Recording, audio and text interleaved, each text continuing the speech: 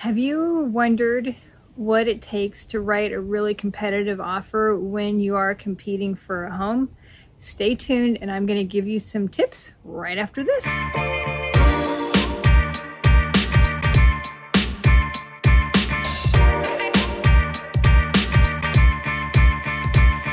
Hey guys, Lisa Bender here with the Lisa Bender team and RE/MAX Northwest, and today I want to give you a few tips on how to write a competitive offer.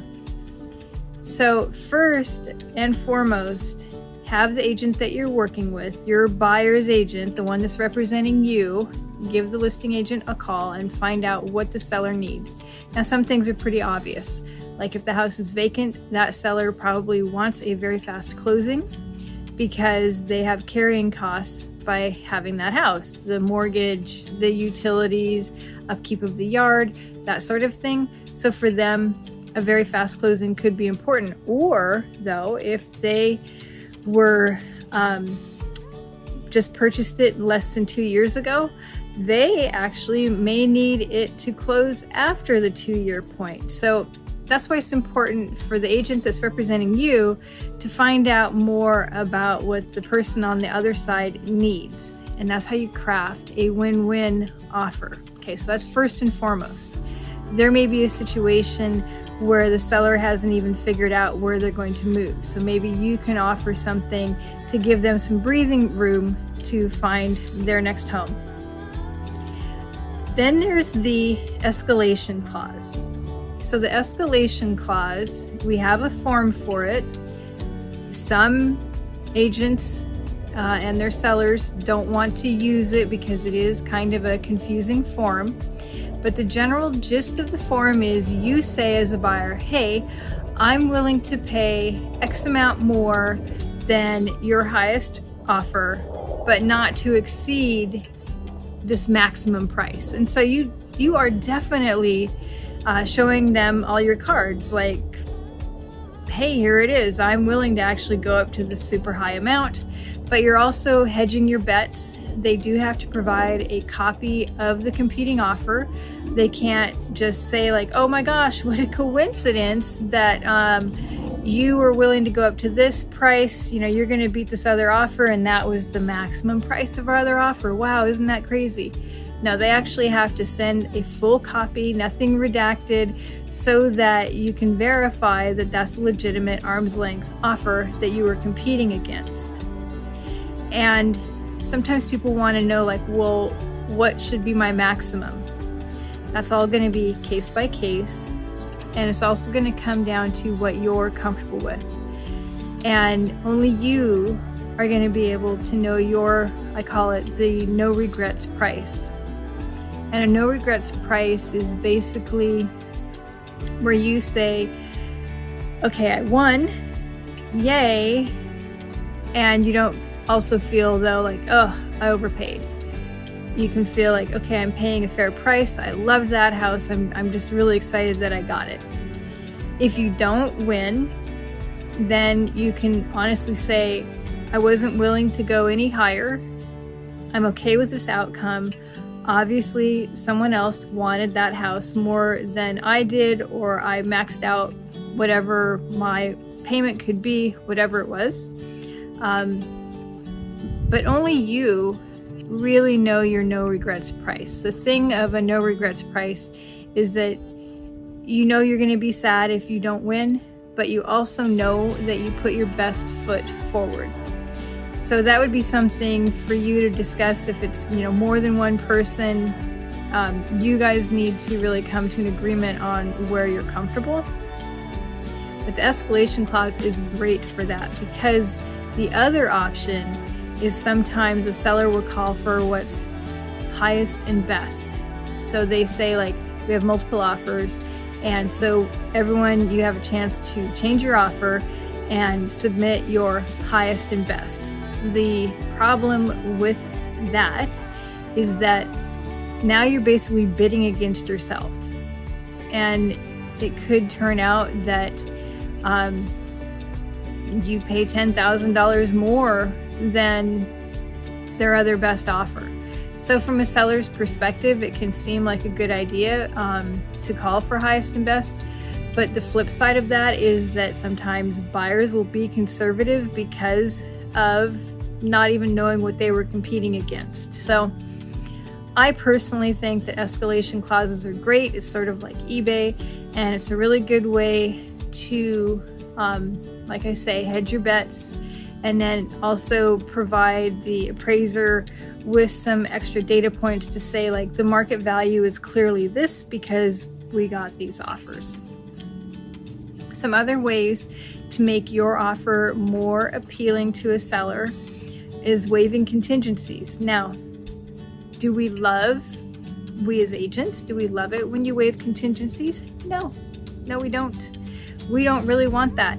But sometimes the order of the day is that you have to end up waiving contingencies that otherwise we would never, in a normal stabilized market, we would never, ever recommend waiving certain contingencies. Here are some of the contingencies that you can consider waiving. You can consider waiving inspection. Frequently, sellers are now providing seller-procured inspection reports. Obviously, the very first thing you do is Google that inspector, see what kind of reviews they have. Hopefully they've been around for a while. Obviously, at least to me, it's obvious. You wouldn't want to just take this inspection and not even Google who produced it. So you would want to verify that the inspector has a good reputation. Another option, if there's enough time, is to see if you can do your own pre-inspection. So the downside to that approach is that you will be spending around $450, $500 to do your own inspection. So now you get to pick the inspector. But if you don't win the house, that is lost money. That's money you're not going to get back. But you spent that in order to make your offer more appealing. So that's one contingency that you can consider waiving. Another one is you can consider waiving the financing contingency. If you have a lot of money down, if you have a lot of money that you're putting down and you have extra left over so that you could bridge a short appraisal gap, if you're very confident that your job is secure, if you're very sure that your down payment funds are available to you, then you could consider waiving your financing contingency. An option for you to feel better about this idea is to ask your lender if you can be pre-underwritten, because if you can be pre-underwritten, you will have already turned in everything. They've seen your bank statements, they've seen your tax returns, they've seen the W-2s, they've seen it all. They've verified your credit, they've verified employment, everything is verified. The only thing that they're waiting on now is a house. So if you get pre-underwritten and you're in a position where you're competing against cash, then you may want to waive your financing contingency, which means if something tragic happens, you will lose your earnest money. I'm not going to paint this as a and there's no risk. That's why we have contingencies, is to protect you. So what are some other things you can do? You can waive the title contingency. You can forego review of the HOA. You can shorten up or remove the time for verifying all the information provided in the listing was accurate. You can waive the right to rescind your offer based on the seller disclosure statement. You can also agree to bridge a short appraisal. So in other words, if you offered $700,000 max on something and it appraises for $675,000, you're willing to bring in the extra $25,000. You could agree to pay a portion of the seller's closing costs. So that could include their part of escrow, their title insurance, paying for your agent, the buyer's agent. I mean, these are options on kind of different ways to structure an offer so that a seller has to take it, because it's so amazing, they'd be fools not to. But like I said before, when we're representing buyers, like for us on our side, we don't love this because we want to protect you. We want to get you from escrow to close and preserve your earnest money the whole way through, so that if something unforeseen happens, you can have your earnest money back. So all of these ideas that I'm sharing with you, they are risky for you as a buyer. And so you want to discuss, what are the risks with each of these things with your agent, and then you need to make your own decision on what you're comfortable with. We're not going to pressure you into something that you're not comfortable with. So those are some tips.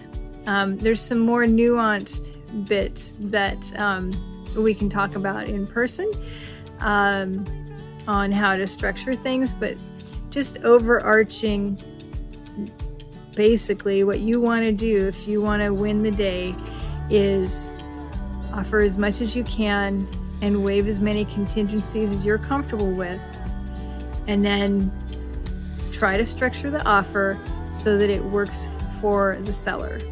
And you know what? At some point, it's not going to be a seller's market anymore. It's going to be a buyer's market.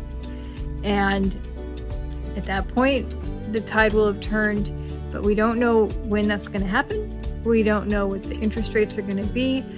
And so until then, we work within the market that we've got. And right now, we're in the seller's market. So those are some tips for you. If you have any questions, please give me a call on my cell at 425-366-9353. And or you can reach out to me. My email's down below. Please subscribe to my channel. I'm really glad that you came and checked out this video. And until I have a chance to talk to you, take good care. Bye-bye.